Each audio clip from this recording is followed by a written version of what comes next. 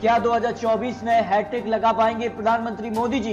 इसको लेकर क्या अब बड़े आंकड़े बनते नजर आ रहे हैं? इस पर आपको बड़े आंकड़े 543 सीटों के लिए देने वाले हैं, या फिर वनवास पर गई कांग्रेस की होने वाली है वापसी? इसको लेकर बड़े आंकड़े सामने आ चुके हैं। जहां दोस्तों आपको बता दें कि जिस प्रकार से महाराष्ट्र में बड़ा उलटफेर हुआ था और शिवसेना उद्धव ठाकरे और यहां पर कह सकते कांग्रेस ने अपनी यहां पर सरकार बना ली, तो क्या तीसरा मोर्चा बनने वाला है इस बार लोकसभा चुनाव में एनडीए को टक्कर देने के लिए?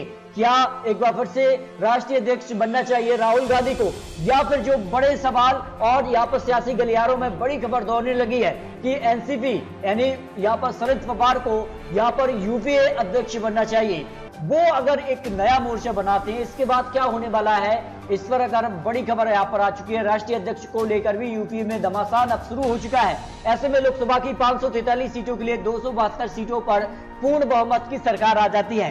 तो पूर्ण बहुमत का आंकड़ा आखिर इस वक्त किससे दिखाई दे रहा है? काफी कुछ देश के अंदर गतिविधियां देखने को भी मिली है। ऐसे में क्या मोदी अमित शाह का जादू एक बार फिर से चलेगा और आखिरकार कौन यहाँ पर सियासी रण जीतने वाला है? क्योंकि अखिलेश यादव यहाँ पर मायावती जी उत्तर प्रदेश से तय होती है। यहाँ पर केंद्र तक जाने का जो रास्ता वो उत्तर प्रदेश से खुलता है, तो उत्तर प्रदेश में पंचायत चुनाव में बीजेपी को बड़ा झटका है। तो क्या होने वाला है, इसको लेकर बड़े आंकड़े सामने आ चुके हैं, क्योंकि एक नहीं सभी राज्यों के आंकड़े इसके बाद 543 सीटों के लिए आपको पूरे आंकड़े यहाँ पर देने वाले हैं। जहां दोस्तों लक्षद्वीप की एक सीट ही है और एक सीट एनडीए के खाते में जाने की संभावना दिखाई दे रही है। दमन और दीव की एक सीट वो भी एनडीए के खाते में, इसके अलावा दादर और नागर हवेली की एक सीट वो भी यहाँ पर एनडीए के खाते में जाने की संभावना लगाई जा रही है। अंडमान एंड निकोबार की एक सीट वो एनडीए के खाते में, मिजोरम की एक सीट वो भी एनडीए के हो, और नागालैंड की एक सीट जो है वो यूपीए के खाते में जाती नजर आ रही है। इसके अलावा अगर बात करें तो सिक्किम की एक सीट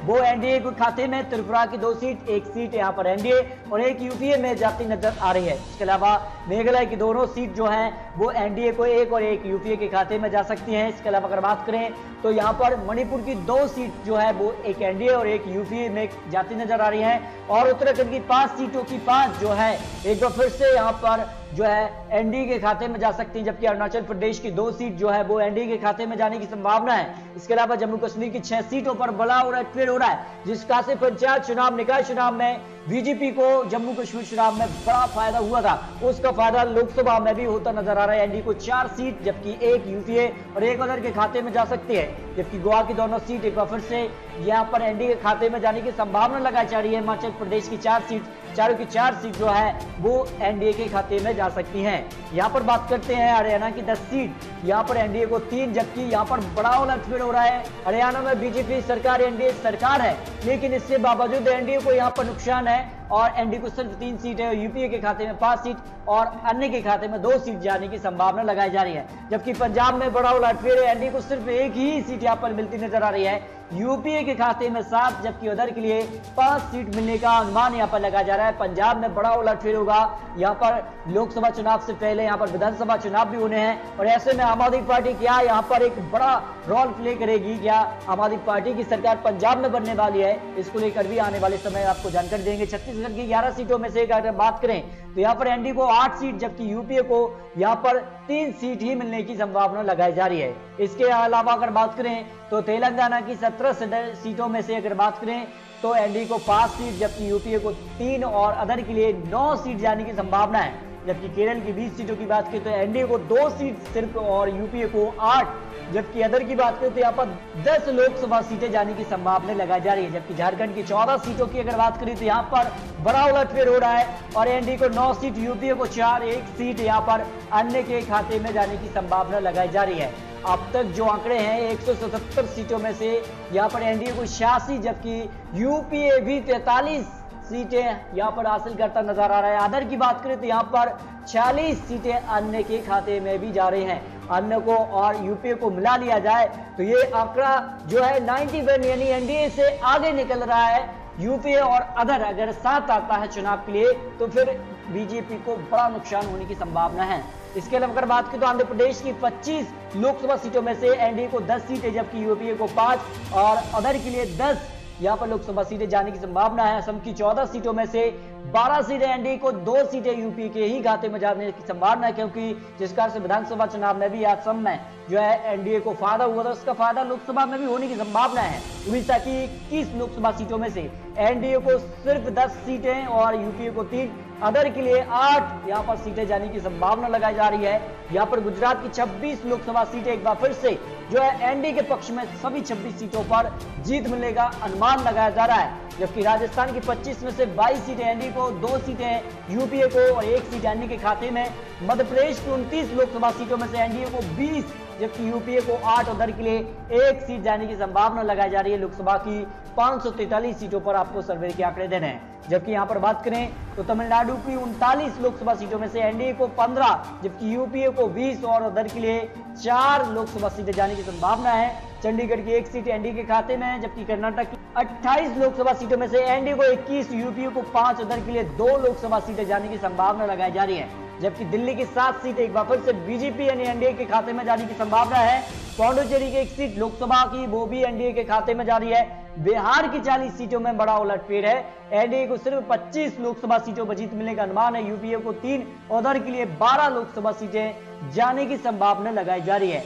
यहाँ पर बात करें तो पश्चिम बंगाल के लिए 42 लोकसभा सीटों में से 20 लोकसभा सीटें मिल रही हैं एनडीए को। पश्चिम बंगाल में फायदा होता नजर आ रहा है, जिस कारण से यहाँ पर विधानसभा चुनाव में भी फायदा हुआ था, उसका फायदा लोकसभा में भी हो सकता है। अदर के लिए टीएमसी को 22 लोकसभा सीटों पर जीत मिलने का अनुमान लगाया जा रहा है। जबकि महाराष्ट्र की 48 लोकसभा सीटों में से एनडीए को 35, जबकि यूपीए को 13, अदर के लिए 1 भी सीट यहाँ पर जाती नजर नहीं आ रही है।